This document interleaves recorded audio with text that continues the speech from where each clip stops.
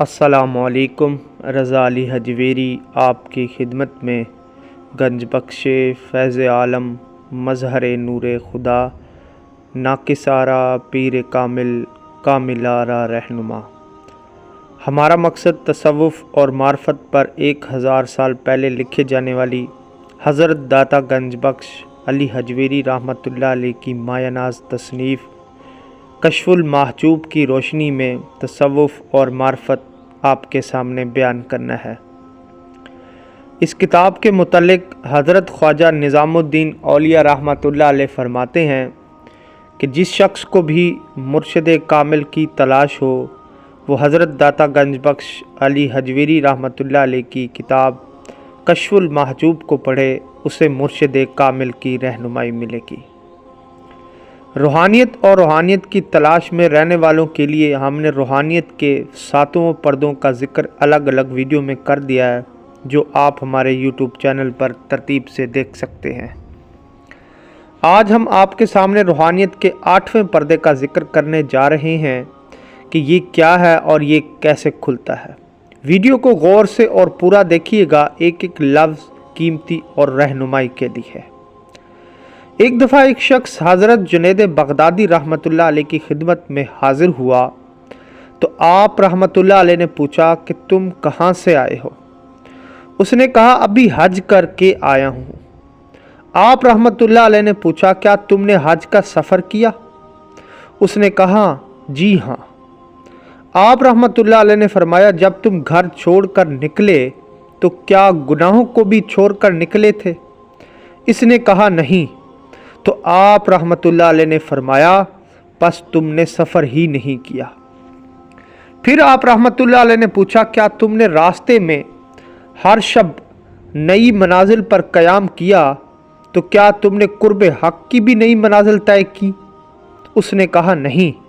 تو آپ نے فرمایا تم نے منازل طے ہی نہیں کی۔ پھر آپ رحمۃ اللہ علیہ نے پوچھا کیا تم نے میقات پر پہنچ کر احرام باندھا تو کیا تم نے صفات بشریت سے جدا ہوئے؟ تو اس نے کہا نہیں۔ تو آپ رحمۃ اللہ علیہ نے فرمایا پس تم نے احرام باندھا ہی نہیں۔ پھر آپ رحمۃ اللہ علیہ نے پوچھا کہ جب تم نے عرفات میں وقوف کیا تو کیا مقام کشف پر بھی وقوف کیا؟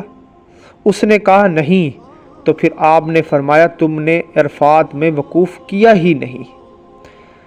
پھر آپ رحمۃ اللہ علیہ نے پوچھا کیا تم نے مزدلفہ میں قیام کیا تو کیا تم نے تمام دنیاوی خواہشات سے نجات پائی؟ تو اس شخص نے کہا نہیں۔ تو آپ رحمۃ اللہ علیہ نے فرمایا پھر تم نے مزدلفہ میں قیام کیا ہی نہیں۔ حضرت جنید رحمۃ اللہ علیہ نے پوچھا کیا تم نے کعبہ کا طواف کیا تو کیا باطنی آنکھوں سے جمال حق تعالیٰ کا بھی مشاہدہ کیا؟ تو اس شخص نے کہا نہیں۔ تو آپ رحمۃ اللہ علیہ نے فرمایا پھر تم نے طواف ہی نہیں کیا۔ پھر آپ رحمۃ اللہ علیہ نے پوچھا کیا تم نے صفا اور مروہ کے درمیان صحیح کی تو کیا حقیقت مقام صفا اور مروہ کا کشف ہوا؟ اس نے کہا نہیں۔ تو آپ نے فرمایا پھر تم نے صحیح کی ہی نہیں۔ پھر آپ رحمۃ اللہ علیہ نے فرمایا جب تم منی پہنچے تو کیا تمہاری ہستی ساکت ہوئی؟ اس نے کہا نہیں۔ آپ رحمۃ اللہ علیہ نے فرمایا پھر تم منی پہنچے ہی نہیں۔ آپ رحمۃ اللہ علیہ نے کہا کیا تم نے قربانی کی تو کیا اپنے نفس کو بھی قربان کیا؟ اس شخص نے کہا نہیں۔ تو پھر آپ نے فرمایا تم نے قربانی کی ہی نہیں۔ پھر آپ رحمۃ اللہ علیہ نے پوچھا کیا تم نے کنکریاں پھینکی تو کیا تم نے اپنی خواہشات نفسانی کو نکال کر بھی پھینکا؟ تو اس شخص نے کہا نہیں۔ تو پھر آپ رحمۃ اللہ علیہ نے فرمایا تم نے کنکریاں پھینکی ہی نہیں۔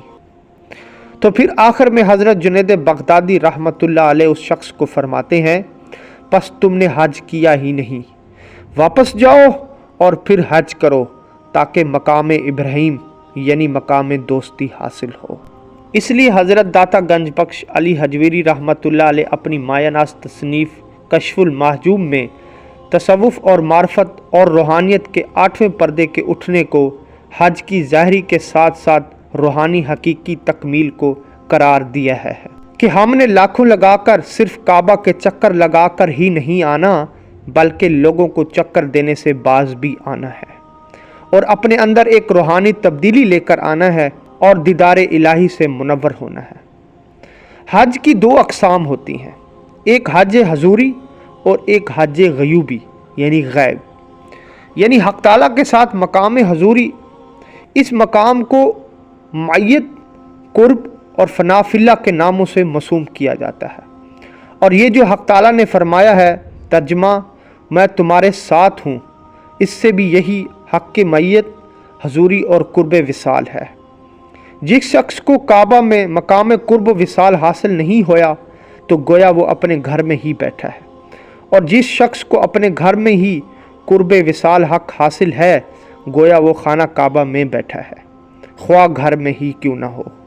لہٰذا مشاہدہ اور قرب حق کا انحصار حج پر نہیں ہوتا بلکہ مجاہدے پر ہوتا ہے۔